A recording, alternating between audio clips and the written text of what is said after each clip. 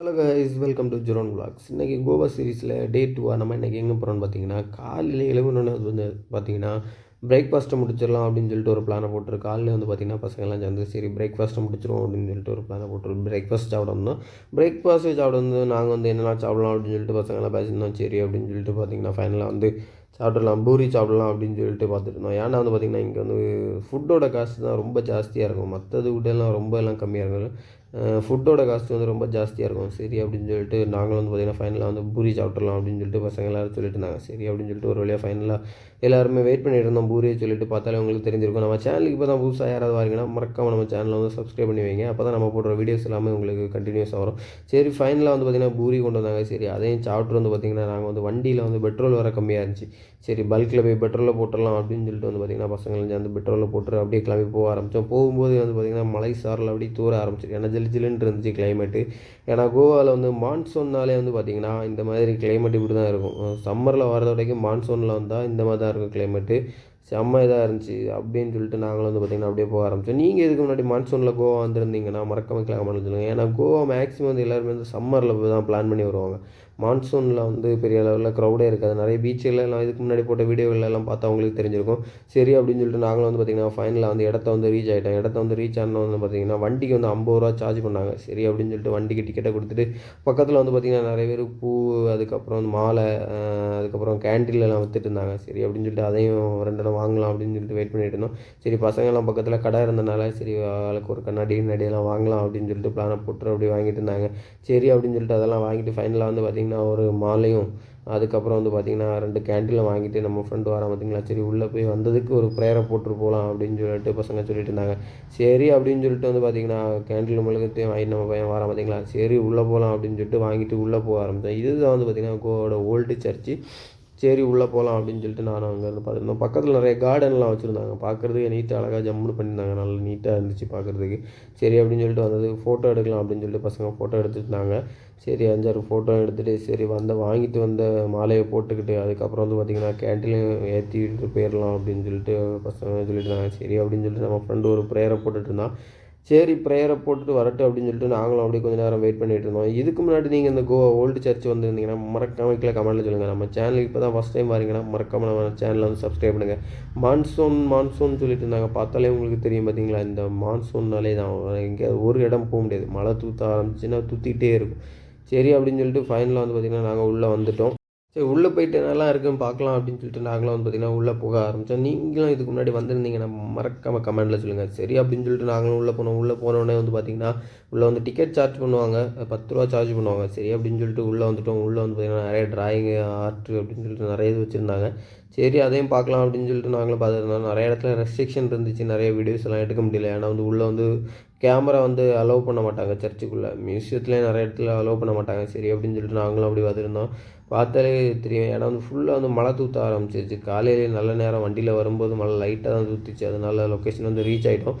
சரி அப்படின்னு சொல்லிட்டு நானும் வந்து பார்த்திங்கன்னா அப்படின்னு பார்த்துட்டு இருந்தேன். பார்த்தாலே தெரியும் பார்த்தீங்களா, வீடியோவில் ஃபுல்லாக மழை தூற்ற ஆரம்பிச்சிட்டு பார்த்தீங்களா, இப்படி தான் தூற்றிட்டே இருந்துச்சு. எங்கேயும் போக முடியாது.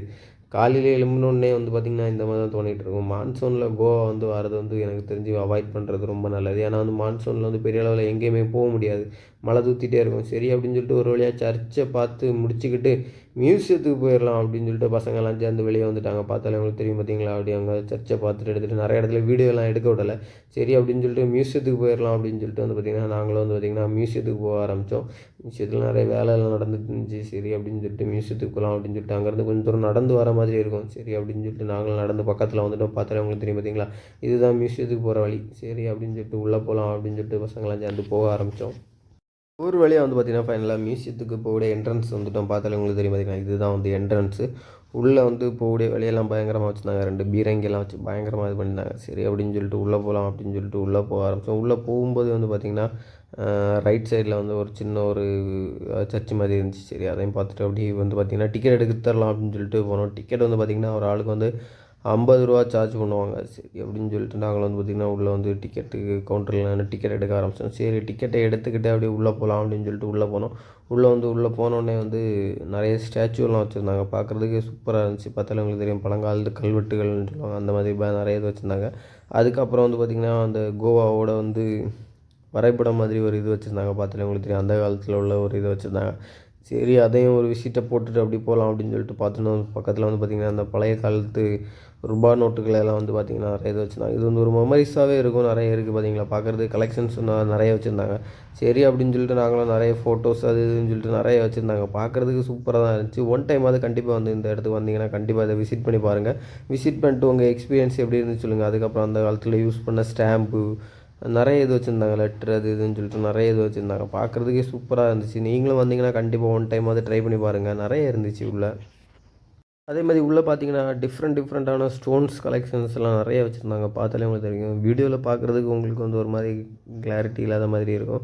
ஆனால் அது அந்த இடத்துல வீடியோ எடுத்தாலே அப்படி தான் இருந்துச்சு. நான் 2, 3 தடவை எடுத்து பார்த்தேன். சரி அப்படின்னு சொல்லிட்டு அதை உங்களுக்கு காட்டணும்னு ஆசைப்பட்டேன். சரி அப்படின்னு சொல்லிட்டு அதையும் பார்த்துட்டு அதுக்கப்புறம் வந்து பார்த்திங்கன்னா அந்த காலத்தில் யூஸ் பண்ண கலப்பை ஒன்று வச்சுருந்தாங்க. பார்த்தாலே உங்களுக்கு தெரியும்.